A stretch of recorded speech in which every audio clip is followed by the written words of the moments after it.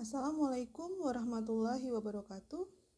Pada kesempatan ini saya akan melanjutkan pembahasan materi kalkulus, yaitu pada mata kuliah Kalkulus 2 pada bab 1, yaitu teknik pengintegralan.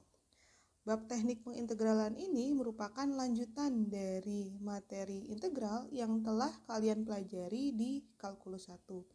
Jadi pada bab ini kita akan mencari integral pada beberapa fungsi yang sebelumnya belum kita pelajari di bab integral.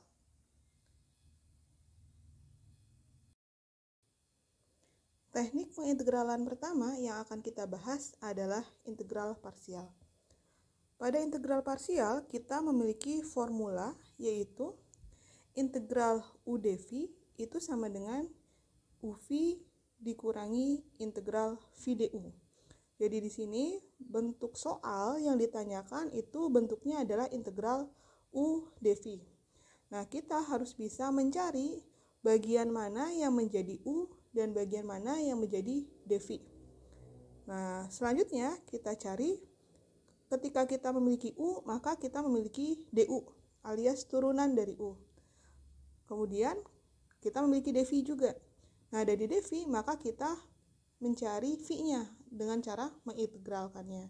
Sehingga dari bentuk soal aslinya adalah integral u dv, kita bisa mencari dengan integral parsial, formulanya adalah uv dikurangi integral v du. Nah, strateginya adalah kita memilih u yang turunannya lebih sederhana, sehingga integral yang baru itu bentuknya lebih mudah untuk diselesaikan.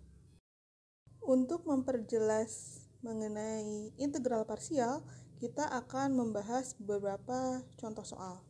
Contoh yang pertama, kita diminta untuk menghitung integral dari x eksponen x dx.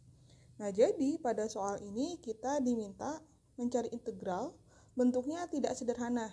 Jadi di sini adalah perkalian dari x dikalikan eksponen x. Jadi ada dua bagian, x dan eksponen x. Nah, jadi langkah pertama itu adalah kita mencari mana yang bagian u dan mana yang bagian dv gitu ya. Nah, di sini saya tuliskan contoh satu ya. Pertama boleh kita resume dulu bahwa integral parsial itu adalah u dikalikan dv itu sama dengan uv dikurangi integral v du. Ini harus hafal semua ya.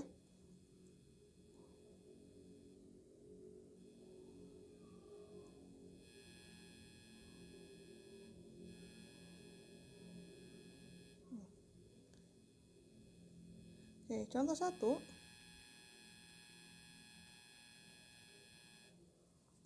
Jadi di sini integral x eksponen x dx sama dengan apa begitu ya. Nah, di sini tahapan pertama adalah kita harus bisa memisalkan dengan tepat mana yang menjadi u dan mana yang menjadi dv. Nah, tipsnya adalah carilah u yang ketika kita turunkan maka bentuknya akan sederhana. Misalkan gini, jika ini misalkan ya. Misalkan kita memilih u itu adalah x, maka du-nya adalah turunan dari x adalah 1 ya, 1 dx alias dx saja. Maka nanti integral yang di belakangnya, yang bagian ini, nih integral yang di bagian ini, nih, ini kan adalah du. Nah, ini nanti akan menjadi integral barunya. Nah, bentuk du ini harus sederhana supaya kita mudah untuk mengintegralkan integral v du-nya gitu. Nah, jadi jika kita memilih u-nya adalah x, maka du-nya menjadi dx, dia sederhana. Tapi bisa kita bandingkan jika, ini misalkan lagi, kita memilih u-nya adalah eksponen x. Bisa apa enggak?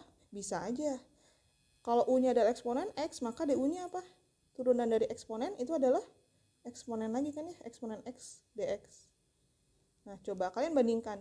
Jika du-nya adalah eksponen x dx, belum lagi nanti dikalikan v, maka bentuk integral barunya nanti tidak sederhana.